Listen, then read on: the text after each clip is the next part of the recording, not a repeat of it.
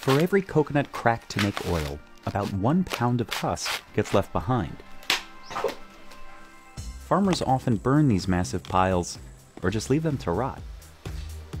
But not here in the province of Cebu, in the Philippines. One company has figured out a way to transform them into biodegradable insulation for coolers. It was not really our invention, it was the palm tree. Most of the coolers around here are made with plastic foam, which breaks apart easily, is hard to recycle, and often winds up in waterways. But is coconut insulation as efficient? And can you really replace plastic foam with coconut waste?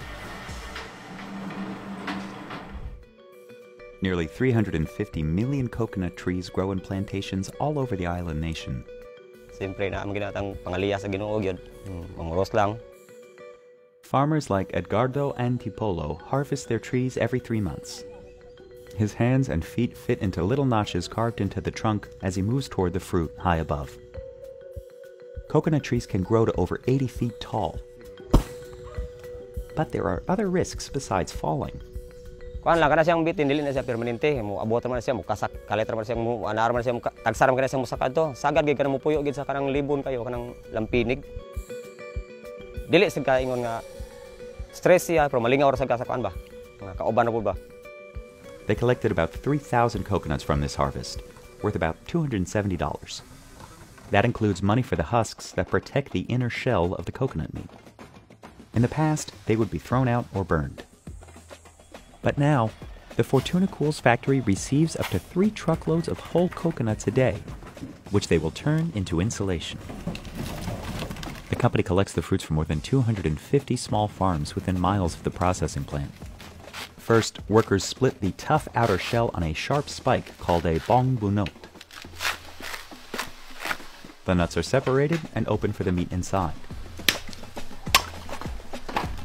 So this is the coconut meat, which they would bring to another process of cooking where they can convert this into coconut oil and other oil derivatives.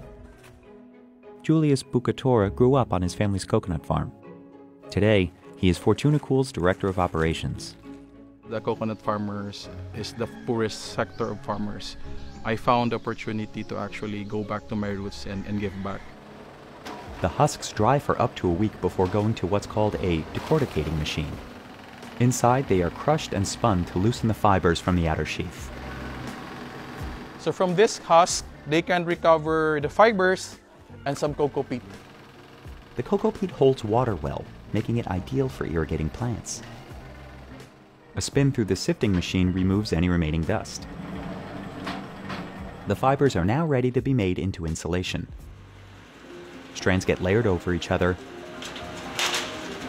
and stitched together by a needle punch, producing a cloth.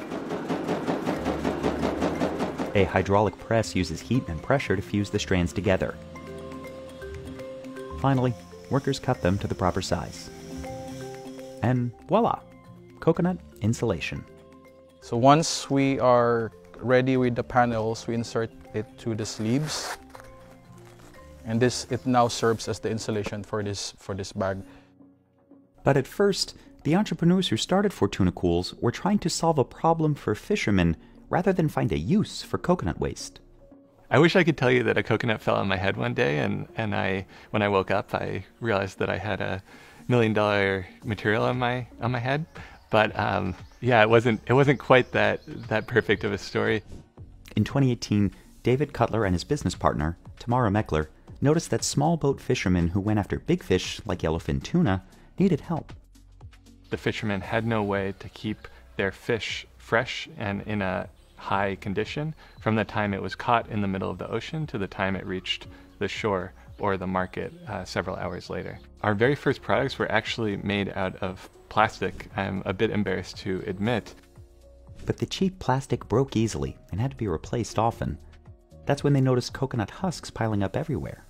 And so that started as just a convenient prototyping material for us, and it emerged as a really potentially high performance and affordable material that we could use over the long term. Their first batch of 200 coconut coolers were large enough to fit a whole tuna, but collapsible, so they could fit into tiny boats. Hence the company name, Fortuna. Get it? Now, these fishermen can stay out at sea longer. But why do coconut husks work for this kind of thing? Coconut fiber happens to have a lot of these trapped air pockets, and so we can kind of harness that natural insulating capacity as our insulation. The fibers help protect the inside of the fruit from the hot tropical sun. Under a microscope, they even look similar to expanded polystyrene foam, what many people call styrofoam. Styrofoam coolers are used extensively throughout the Philippines for pretty much anything that requires insulation. Especially for seafood. In the Philippines, over 2 million people work in seafood-related industries. Here we are in Cebu's biggest fish market. So this is where most of the fish trades is done. Every day, thousands of people buy and sell fish using plastic foam boxes. Once it gets loaded with fish, it moves to the next vendor who will provide a new styro box, and then the consumer bringing in their styro box. The box's benefits, being lightweight and cheap, are also their biggest problems. It easily breaks down into microplastics. These are the ones that are easily washed on to the waterways. It goes to the river, then from the river it goes to the ocean. They're so small that fishes will consume them like their regular food. Those microplastics stays in the digestive system of the fish, and the fish will not grow and will not consume food anymore. So in that case, they tend to die, and then it stops the whole cycle of replenishing the fish system. These plastic-filled fish might also pose a danger to humans who eat them. Microplastics can penetrate human organs and even destroy red blood cells. On top of that, one of the building blocks of polystyrene foam is a known carcinogen. It's a traditional way of using to store cold food, and we never had any replacement for that in a commercial level. And since the boxes are 98% air, you need a lot of them to make recycling profitable, and few places have the equipment to do so. But foam boxes are not just confined to the Philippines. They're used at most of the world's top fishing ports. In Japan, over 15,000 pounds of fish boxes get dumped every day. The British seafood market annually goes through 22 million of them, a figure that rises by 10% every year. We're trying to replace as much plastic foam with natural fiber as we possibly can and benefit thousands and thousands of coconut farmers in the process. Fortuna Cools is now working with seafood suppliers in the Philippines to replace the styro boxes with coconut ones. But it's also pivoted from coolers for fishermen to ones for regular consumers. Co-founder Tamara Meckler moved to New York City to market Fortuna's new nutshell cooler, which builds on the original idea. We settled on collapsibility and foldability as a really critical feature for our coolers. The company also makes the exterior shell in the Philippines using recycled plastic bottles. Each nutshell cooler is made with 37 coconut husks for insulation, as well as 50 recycled plastic bottles for the outer liner material. Fortuna Cools claims nutshell coolers can keep ice frozen for up to 48 hours. We've sold over 1,000 nutshell coolers, and we have another 1,000 in the pipeline. And they're already trying to improve the design by making it completely biodegradable.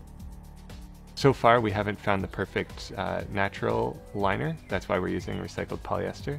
But it's something we're working hard that can match the story of the coconut fiber.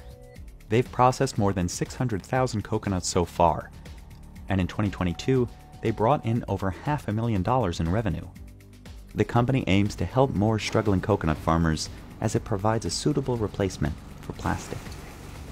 But once you start telling them the story of, you show them the coconut fiber, we can actually make this coconut fiber into this insulation panel, and then you show them the bag, you'll have that aha moment that